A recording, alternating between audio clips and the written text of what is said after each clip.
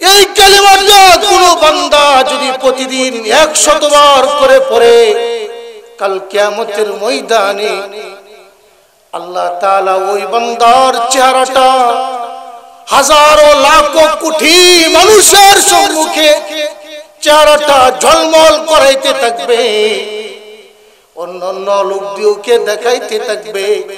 এই বান্দার একটা আমল ছিল, সেটা হলো লা ইলাহা, এই লা ইলাহা ইল্লাল্লাহ, এই কালিমাটা পড়ারে তুই ফজিলত, তুই ফজিলত। আখিরাতে কিয়ামতের ময়দানে চেহারার ভিতরে নূর ঝলকাইতে থাকবে, আর এই নূরের ঝলকানি দুনিয়াতেও আল্লাহ তাআলা তার মুখের ভিতরে নূর ঢুকায় দিবে। সুবহানাল্লাহ, আল্লাহ। এই জন্য এই কালেমাটা আমরা সকলে পড়তে রাজি আছি তো ইনশাআল্লাহ? সকলে হাত তুলেন, বলেন আশহাদু আল্লাহ ইলাহা ইল্লাল্লাহু ওয়া আশহাদু আন্না মুহাম্মাদান আবদুহু ওয়া রাসূলুহু। হাত নামান। আল্লাহ তাআলার এই কালেমা, এই শাহাদাত, এই সাক্ষী দেওয়াতে আমাদের গুনাহগুলি মাফ করে দিয়েছে। সুবহানাল্লাহ। আপনারা মনে করতে পারেন যে আমরা লোক এখানে অল্প, আমরা অল্প নই, আমরা এখানে অনেক লোক। একটা ইমানদারের দাম আল্লাহ তাআলার কাছে এই জমিন আকাশ যা কিছু দেখতেছেন, তরুলতা বৃক্ষরাজি, সব কিছুর চাইতে দাম হলো একজন আল্লাহ আল্লাহ বলনেওয়ালা বান্দাটার। সুবহানাল্লাহ।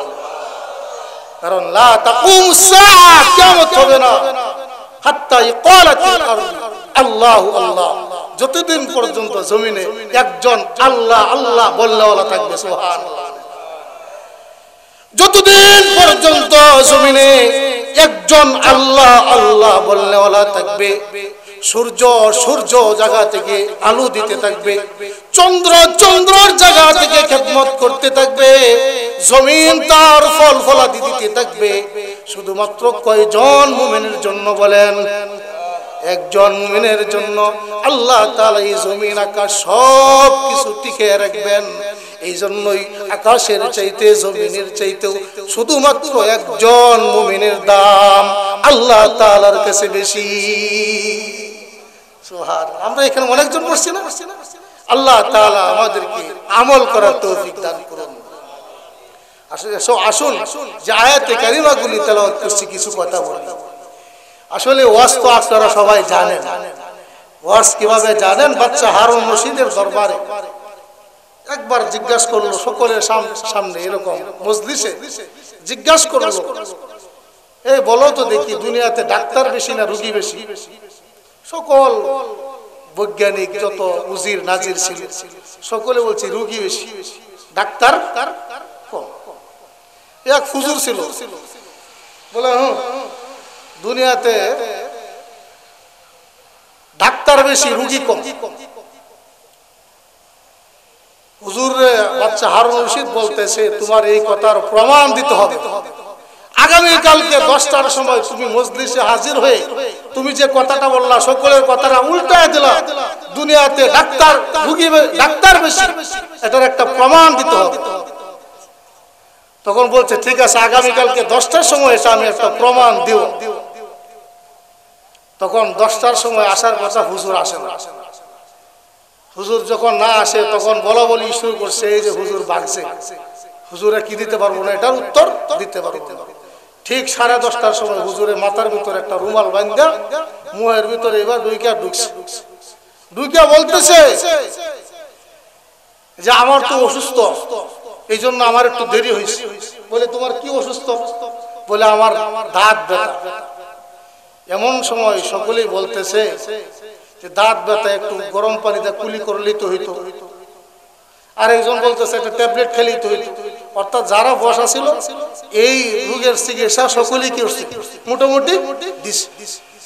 হারুন রশিদ বলতেছে যে হুজুর যে বলছিল দুনিয়াতে ডাক্তার বেশি রোগী কম, বলতেছে রোগী হলাম আমি একা, ডাক্তার হলেন আপনারা সবাই।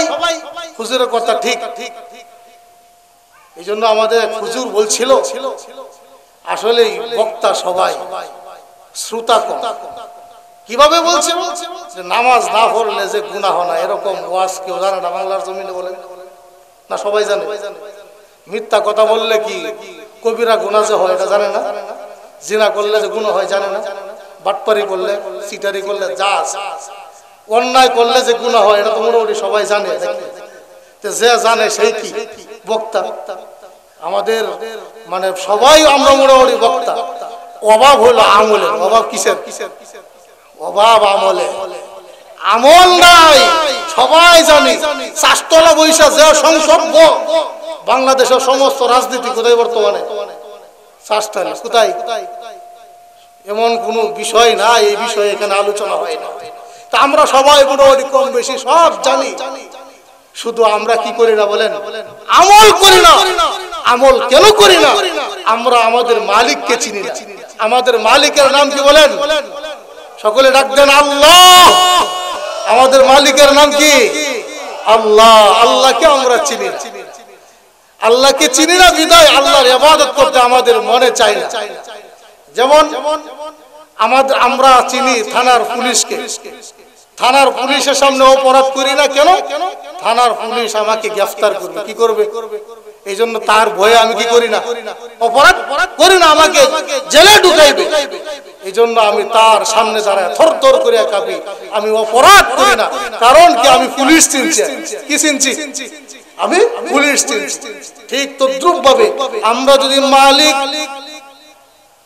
যিনি আকাশ বানাইছেন, যিনি জমিন বানাইছেন, যিনি আপনাকে বানাইছেন, আমাকে বানাইছেন, যে মালিক আপনি আমার জন্য রাত্র বানাইছেন, দিন বানাইছেন, যে মালিক আপনি আমার জন্য এরকম ভাবে সমুদ্র বানাইছেন, যে মালিক আপনি আমার জন্য তরুলতা বৃক্ষরাজি সবকিছু বানাইছেন, ওই মালিককে যদি আমরা চিনতাম, ওই মালিকের যখন আসসালাতু খায়রুম মিনান নাওম, ঘুম থেকে নামাজ বলে আওয়াজ হয়ে যায় মসজিদ থেকে, ওই মালিককে চিনার কারণে, ওই মালিকের পরিচয়ের কারণে লেপটাকে লাথি দিয়ে ফেলে মসজিদে দৌড়াইতাম।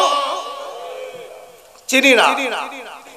এই জন্য আল্লাহ তাআলার কিছু আয়াতে কারিমা তেলাওয়াত করছি যেগুলা মালিকের পরিচয় দেয়। মালিকের পরিচয়ের অনেক কাহিনী আছে, অল্প কিছু কথা বলবো।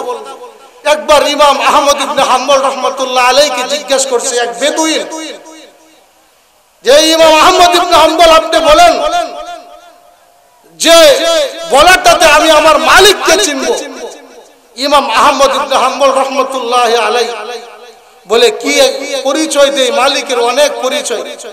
তার ভিতরে ইমাম আহমদ ইবনে হাম্বল রাহমাতুল্লাহ আলাইহি বলতেছে, তোমাকে এমন একটা জিনিসের পরিচয় দিচ্ছি যেটা হলো উপরে দবদবে সাদা, ভিতরে লাল, আর এটার দরজাও নাই, জানালাও নাই, কিন্তু মালিক আল্লাহ ওই জিনিসটা প্রাণী বাইর করে। বেদুইন বলে, ইমাম আহমদ আপনার কথা বুঝতে পারি নাই, আপনি বুঝায় বলেন। বলে, যে জিনিসটার উদাহরণ দিলাম তুমি বুঝো নাই? না, বুঝি নাই। বলে, যে জিনিসটার উদাহরণ দিলাম সেই জিনিসটা হলো ডিম। কি বলেন? ডিম। উপরে কি সাদা না, ভিতরে লাল, দরজাও নাই, জানালাও নাই, কিন্তু মালিক ওই ডিমটা থেকে জীবন্ত প্রাণী বাহির করেন, মুরগির বাচ্চা। কথা বলেন ঠিক কিনা?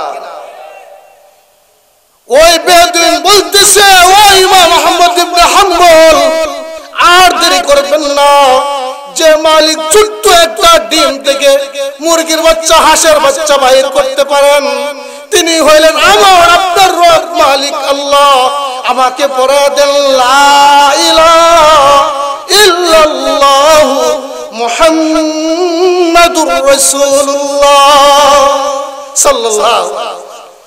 ঠিক তদ্রুপ ভাবে ইমাম মালিক রহমতুল্লাহ আলাইহির কাছে গিয়ে জিজ্ঞাসা করছে, ওই ইমাম মালিক বলো তো দেখি, যে আল্লাহ তাআলা তোমাকে আমাকে বানাইছে, ওই আল্লাহ তাআলার পরিচয় আমি কিভাবে পাই?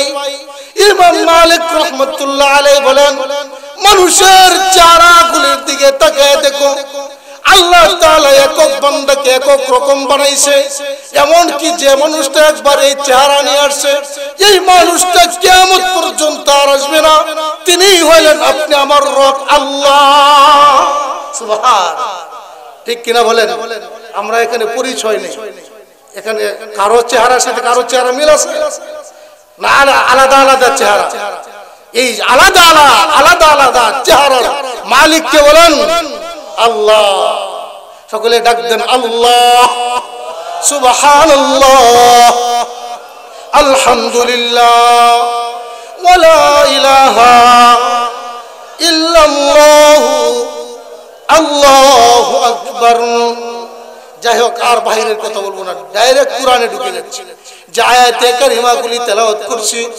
আফালা ইয়ানজুরুনা ইলাল ইবিলি কাইফা খুলিকাত আল্লাহ তাআলা বলেন তাকায় দেখো উটের দিকে আমি উটকে কিভাবে বানাইছি আমরা উট এখানে কতজনে দেখছি হাত তুলি মাশাআল্লাহ মোটামুটি সবাই দেখছি আল্লাহ তাআলা উটকে দেখতে বলতেছেন উটকে আল্লাহ তাআলা কেমনে বানাইছেন উটের কথা কেন আনলো আল্লাহ তাআলা এই উটের ভিতরে দুইটি পাকস্থলী দিয়েছে পানির কয়টি পাকস্থলী দিয়েছে বলেন দুইটি পাকস্থলী দিয়েছে আপনি আমার মাঝে একটি সব প্রাণীর ক্ষেত্রে একটি পাকস্থলী আল্লাহ তাআলা উটের মধ্যে কয়টি পাকস্থলী দিয়েছেন উট যখন মরুর প্রান্তরে 200 মাইল 300 মাইল 400 মাইল হাঁটতে থাকে আর ওই মরুর প্রান্তরের পানির কোনো ব্যবস্থা নাই যেমন আমরা ময়মনসিংহ থেকে যখন ঢাকা যাই তখন তেল ভরার জন্য স্টেশন পাওয়া যায়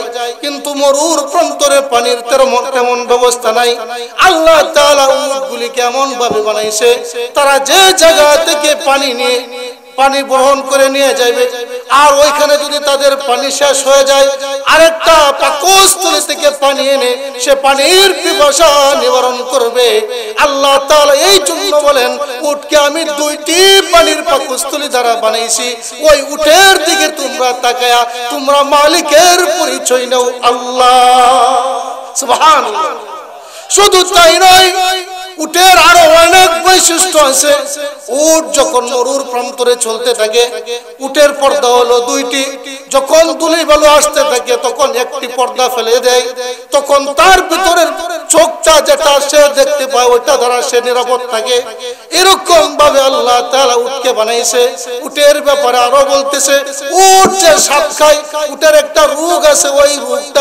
ওই রোগটা তখন ভালো হয় যখন উটটা সাপ খায় আর ওই সাপ খায় যখন উটটা কাঁদে আর ওই চোখের পানিটা আপনি আমার জন্য ক্যান্সারের সেবা সাপের বিষের সেবা আল্লাহ তাআলা এই উটের পানিটাকেও আপনি আমার জন্য সেবা করে দিয়েছেন সুবহানাল্লাহ তে উট যে আল্লাহ তাআলা উট বানাইছে ওই মালিক কে বলেন আল্লাহ ওই মালিক কে আফালা ইয়ানজুরুনা ইলাল ইবিলি কাইফা খুলিকাত আল্লাহ বলেন ওয়া ইলাস সামাই কাইফা রুফিআত আমাদের মাথার উপরে আকাশ আছে না নাই সবাই জোরে বলেন এই আকাশ কে বানাইছে খুঁটিবিহীন আল্লাহ তাআলা আকাশ জুড়ে বলতেছে যিনি এই আকাশ বানাইছে তুমি ওই রবের ইবাদত করো ওই রবেই তোমার মালিক কে বলেন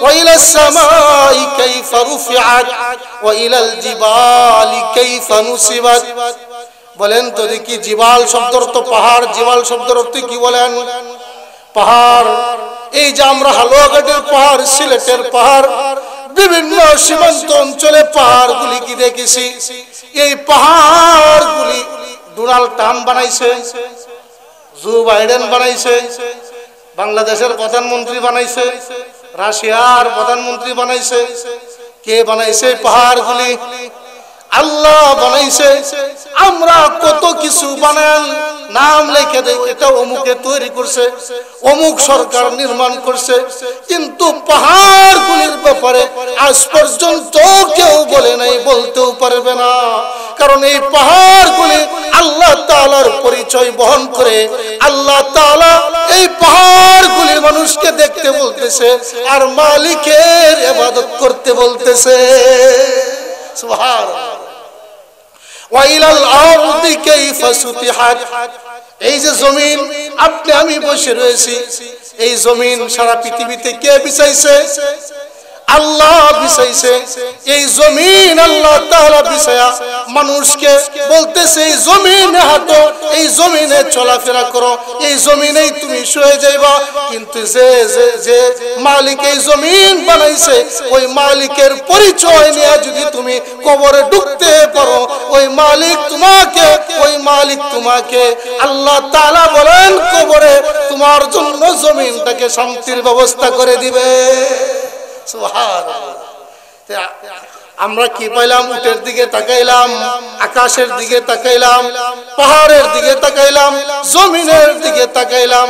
বলেন তো দেখি এই যে চারটা উদাহরণ, এই চারটা জিনিস আজ পর্যন্ত কেউ কি স্বীকার করছে এগুলো আমি বানাইছি? কে বানাইছে? ওই মালিক বানায়া মানুষদেরকে দেখাইতেছে আর বলতেছে যে মালিক আকাশ বানাইছে, জমিন বানাইছে, পাহাড় বানাইছে, উট বানাইছে। ওই মালিকের পরিচয় নিয়ে ওই মালিকের ইবাদত বندگی করো আর মালিকের তৈরি জান্নাতে ঢুকে যাও। সুবহানাল্লাহ। সুবহানাল্লাহ। শুধু তাই নয়, এই মালিক আপনি আমার জন্য যা কিছু করতেছেন, আপনারা জানেন মালিক ইবনে দিনার রাহমাতুল্লাহি আলাইহি একটা ঘটনা বর্ণনা করছেন। মালিক ইবনে দিনার রাহমাতুল্লাহি আলাইহি বলেন, আমি হজ থেকে ফিরে আসতেছি, এমন সময় দেখি একটা কাক সে পাহাড়ের গুহার দিকে দৌড়াইতেছে। আমারও সন্দেহ হলো মুখে রুটি নিয়ে এত নিজ দ্বারা এই কাকটা কেন দৌড়াইতেছে। গিয়া দেখি এই গুহার ভিতরে একটা লোক এরকম ভাবে রশি দ্বারা বান্দা অবস্থায় গুহার ভিতরে পড়ে রয়েছে, আর কাকটা মুখের ভিতরে রুটি দিতেছে, আর ওই লোকটা রুটিগুলি খায়া আল্লাহ তাআলার শুকরিয়া আদায় করতেছে। আলহামদুলিল্লাহ। মালিক ইবনে দিনার রাহমাতুল্লাহ আলাইহি এটা দেখার পরে কাকটা যখন রুটি খাওয়ায়া ওই গুহা থেকে চলে গেল, ওই লোকটার কাছে গিয়া জিজ্ঞাসা করতেছে আপনি এখানে এরকম দরিদ্র অবস্থায় বাঁধা কেন, আর আপনাকে কাকেই কেন রুটি খাওয়াই? তখন ওই লোকটি বলতেছে আমি হজ থেকে ফিরতেছিলাম, এমন সময় ডাকাত দল আমাকে রশি দ্বারা বেঁধে গুহার ভিতরে ফেলে রেখে গিয়েছে, আর আমার যখন 5 দিন চলে গেল আমার কোনো খাবার নাই, তখন মালিকের কাছে দোয়া করতেছিলাম মালিক আমার জন্য রিজিকের ব্যবস্থা করো। এরপর থেকে আল্লাহ তাআলা 3 বেলা খাবারের জন্য এই কাকটাকে আমার জন্য নিযুক্ত করে দিয়েছে। তিনি হলেন আপনি আমার আল্লাহ। সুবহানাল্লাহ। এরকম ভাবে মালিক ইবনে দিনার রাহমাতুল্লাহ আলাইহি বলেন, আমি যখন ওই লোকটাকে নিয়ে চললাম, লোকটার পানির পিপাসা লাগছে, একটা মরুর প্রান্তরে চলে গেলাম, গিয়া দেখি ওইখানে একটা কূপ আছে আর হরিণগুলি পানি পান করছে। হরিণগুলি যখন পানি পান করতেছে মনে করলাম হরিণগুলি যখন পানি পাইতেছে আমরাও সহজে পানি পেয়ে যাইব, কিন্তু না, দেখা গেল আমরা যখন কূপের কাছে গেলাম গিয়া দেখি পানিগুলি নিচে নেমে গেছে। তখন মালিক ইবনে দিনার রাহমাতুল্লাহ আলাইহি বলতেছে আল্লাহ, একটি হরিণ সে তোমার ইবাদত করে না, বندگی করে না, সিজদা দেয় না, কিন্তু তার জন্য তুমি পানি উপরে তুলে দাও আর আমরা তোমার সিজদা করি, তোমার ইবাদত করি, বندگی করি, আমাদের জন্য তুমি পানি নিচে নিয়ে নিলা।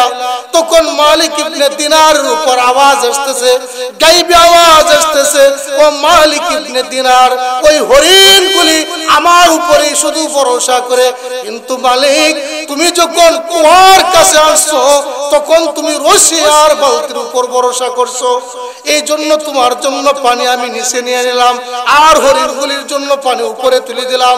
এই জন্যই মালিক ইবনে দিনার বলেন, যদি মালিকের ইবাদত একেবারে দিল থেকে করতে পারতাম, হরিণ যেরকম ভাবে আল্লাহ তাআলার ইবাদত করতে করতে এতটাই আল্লাহ তাআলার গ্রহণযোগ্য হয়ে গেছে, তার জন্য পানি উপরে চলে আসে, আমি মালিক ইবনে দিনারের জন্য উপরে চলে আসতো। কথা বলেন ঠিক কিনা? কিন্তু না, আমাদের ঈমান নাই, আমাদের ঈমান নাই। আর আমাদের ঈমান পরিপূর্ণ করার জন্য, শক্ত করার জন্য আমাদের দিলকে তৈরি করতে হবে। দিল এমন ভাবে তৈরি করতে হবে, এই জন্য যে আয়াতে পড়ে তেলাওয়াত করলাম, ফাকুল তুস্তাগফিরু রাব্বাকুম ইন্নাহু কানা গফফারা।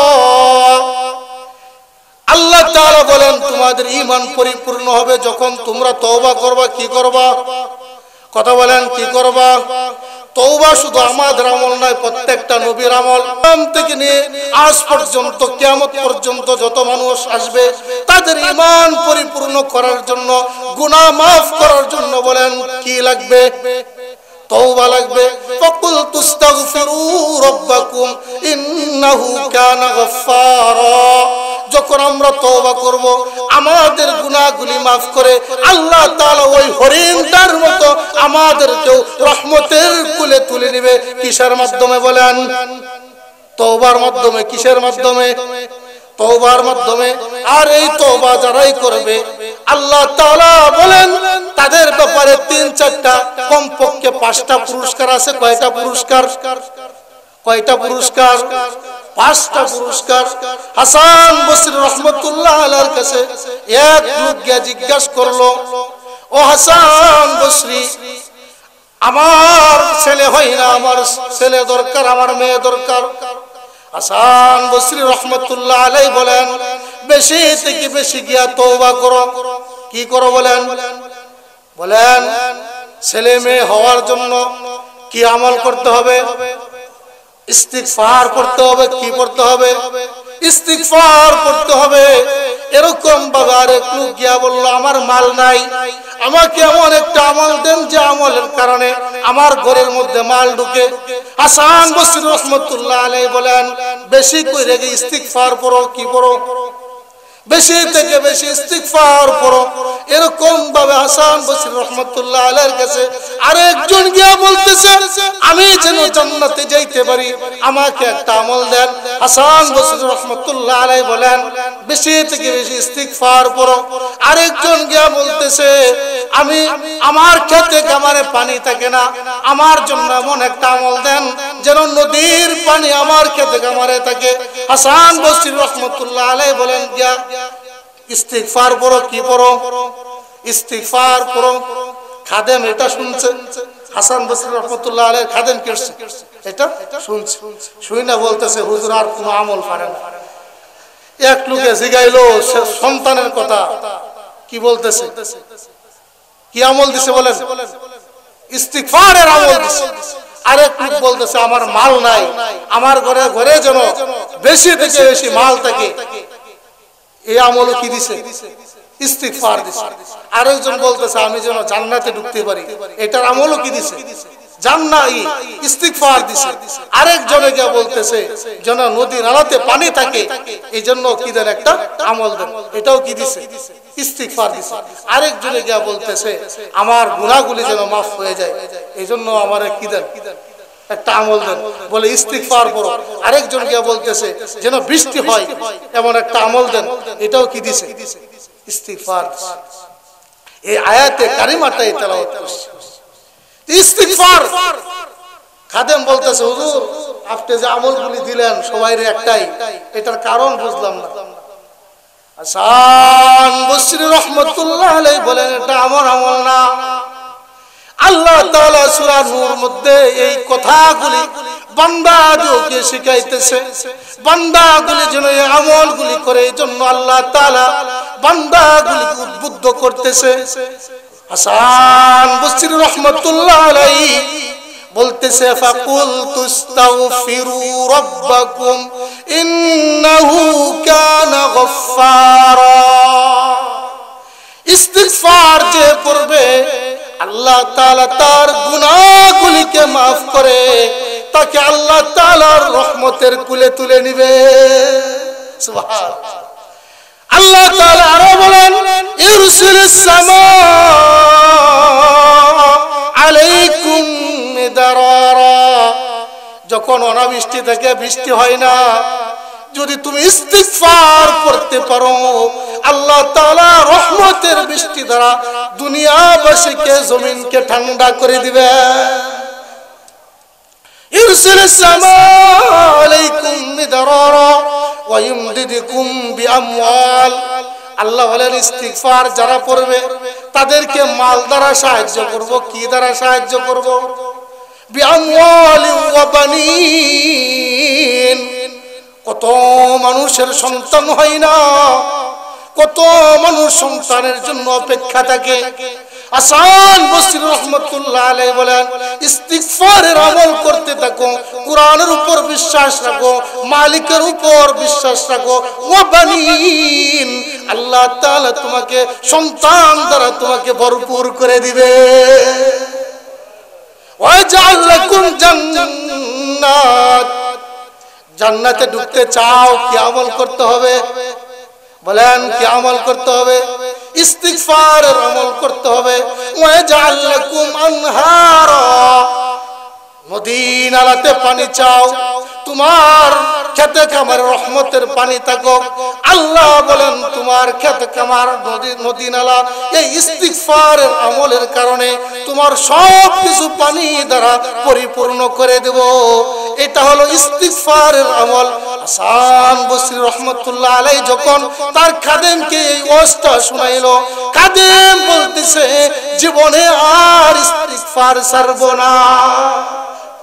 শুধু তাই নয়, এই ইস্তিগফার যারা পড়ে মুফাসসিরিনে কিরামগণ বলেন জমিন তাকে ভালোবাসে। কে ভালোবাসে? জমিন তাকে ভালোবাসে, কারণ এই ইস্তিগফার পড়নেওয়ালা ব্যক্তিটা মাসুম বাচ্চা হয়ে যায়। আকাশ তাকে ভালোবাসে, সূর্য তাকে ভালোবাসে, চন্দ্র তাকে ভালোবাসে, এমনকি বৃক্ষ তরুলতা যা কিছু আছে সব কিছু ভালোবাসতে থাকে এই ইস্তিগফার পড়নেওয়ালা ব্যক্তিটার জন্য। সুবহানাল্লাহ। পর্বত ইনশাআল্লাহ ইস্তিগফার। শুধু তাই নয়, এই ইস্তিগফার যে ব্যক্তিটা পড়বে যত বড় বিপদ আপদেই থাকুক না কেন, ইস্তিগফারের কারণে আল্লাহ তাআলা তার সমস্ত প্রকার বিপদ আপদ দূর করে দিবেন। শুধু দূর করবেনই না, আল্লাহ তাআলা এই ইস্তিগফারের কারণে তাকে দুনিয়াতে ইজ্জতের সম্মানের জিন্দেগি দেয়া দিবেন। এই ইস্তিগফারের অনেক ঐতিহাসিক ঘটনা রয়েছে। আপনারা জানেন না, সুহা নামে এক ব্যক্তি, যে ব্যক্তি বাদশার দরবারে মহিলাদেরকে গোসল করাইতো, এই নাসুহা সে মহিলাদের, পুরুষ থাকা সত্ত্বেও মহিলাদের বেশ ধারণ করেছে। মহিলাদের বেশ ধারণ করে বাদশার দরবারে নারীদেরকে গোসল করাইতো। একদিন বাদশার দরবারে একটি হার হারানো গেছে। হার হারায় যাওয়ার পরে বাদশাহ ঘোষণা দিছে প্রত্যেককে আজকে চেক করা হবে, যার কাছে এই হার পাওয়া যাবে তার কল্লা উড়ায় দেওয়া হবে। এরকম ভাবে ওই নাসুহা যখন দেখলো সকলকে লাইন ধরে দাঁড়া করায় দিছে। আর ওই নাসুহা এরকম ভাবে আল্লাহ তাআলার কাছে বলতেছে আস্তাগফিরুল্লাহ আস্তাগফিরুল্লাহ আস্তাগফিরুল্লাহ, আল্লাহ জীবনে আর গুনাহ করব না, আর মহিলাদেরকে গোসল করাইব না, আমাকে আজকে এরকম বিপদ থেকে মুক্ত করে দাও। এরকম নাসুহা যখন আল্লাহ তাআলার কাছে কায়মুন বাক্যে দোয়া করতেছে, আল্লাহ তাআলার দরবারে জোশ এসে গেল। নাসুহার কাছে চেক যাওয়ার পূর্বেই হার পাওয়া গেছে, আর নাসুহা আল্লাহ তাআলার প্রিয় হয়ে গেছে। এত বড় গুনাহ করার পরেও নাসুহা এতই বেগুনাহ মাসুম হয়েছে, কিয়ামত পর্যন্ত নাসুহা মানুষের সামনে দৃষ্টান্ত হয়ে গেছে। সুবহানাল্লাহ। শুধু তাই নয়, আপনারা জানেন মুসা আলাইহিস সালাতু ওয়াস সালামের জামানায় একবার বৃষ্টি হয় না। মুসা আলাইহিস সালাতু ওয়াস সালামের দরবারে সবাই গিয়া বলল, হে মুসা, আপনি আমাদের জন্য দোয়া করেন যেন বৃষ্টি হয়, ততক্ষণ পর্যন্ত আমি আল্লাহ তাআলা বৃষ্টি দান করব না। মুসা আলাইহিস সালাতু ওয়াস সালাম ঘোষণা দিল, এখানে এই গুনাহটা কে করছো, এমন গুনাহগার কে আছো, এখান থেকে বাইরে হয়ে যাও। যে লোকটি গুনাহগার সে চিন্তা করলো এখান থেকে আমি যদি বাইর হয়ে যাই আমার মান ইজ্জত সম্মান কোনো কিছুই থাকবে না। সে আল্লাহ তাআলার কাছে বলতেছে ওই গুনাহগার বান্দাটা, আল্লাহ মাফ করে দাও, মাফ করে দাও, মাফ করে দাও। এরকম ভাবে কায় মনোবাক্যে যখন আল্লাহ তাআলার কাছে ইস্তিগফার করতেছে, আল্লাহ তাআলার দরবারে জোশ এসে গেল। সকলে বলেন সুবহানাল্লাহ। জোশ এসে গিয়া আল্লাহ তাআলা সাথে সাথে বৃষ্টি দেয়া দিল। মুসা আলাইহিস সালাতু ওয়াস সালাম আল্লাহ তাআলার কাছে বলতেছে, আল্লাহ এখান থেকে কেউ বাইর হয় নাই, তুমি কেন বৃষ্টি দিলা? তুমি না মাত্র বললা এখানে তুমি বৃষ্টি দিবা না।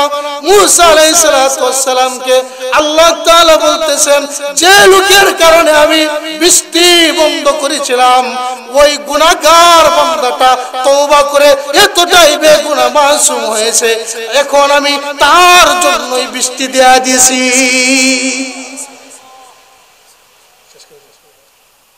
বলেন সুবহানাল্লাহ। এই জন্য বলেন ফাকুলতু আস্তাগফিরু রাব্বাকুম ইন্নাহু কানা গফফারা। আপনি কি গাছের ভালোবাসা চান? চাননি? কথা বলেন। পশুর ভালোবাসা চান? আল্লাহ তাআলার ভালোবাসা চান? ফেরেশতাদের ভালোবাসা চান? যদি এরকম ভালোবাসা চান, আল্লাহ তাআলা এই ভালোবাসার কারণে আপনাকে যখন ফেরেশতারা আপনার রূহটা আকাশে নিয়ে যাইতে থাকবে, তখন আপনার এই ইস্তিগফারের আমলের কারণে আপনি বেগুনাহ মাসুম হওয়ার কারণে আকাশে যখন আপনার রূহটা যাইবে, আল্লাহ তাআলা তো আল্লাহ তাআলার ফেরেশতারা বলতে থাকবে ওই বান্দাটার কি আমল ছিল, এই বান্দাটার রূহটা এত সুঘ্রাণ কেন, সুঘ্রাণ কেন? তখন আল্লাহ তাআলা ফেরেশতাদেরকে বলবে ওই লোকটা ইস্তিগফারের আমল করত।